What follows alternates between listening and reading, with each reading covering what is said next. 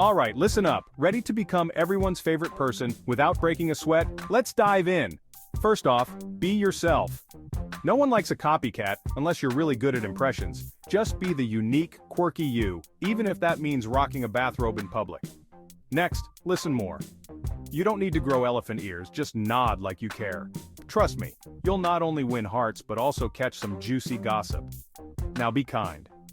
A kind word or smile goes a long way, but maybe skip the life-size teddy bear, save that for the circus. Stay positive even when life gets stormy. Just don't be that person who's chipper at 6 a.m. No one loves that person. Respect others' interests, no matter how weird. Who knows? Today's rock collector might be tomorrow's geologist superstar. Give more than you take. Hand out those cookies generously, but don't forget to sneak 1 or 3 for yourself. No judgment. Finally, know your limits.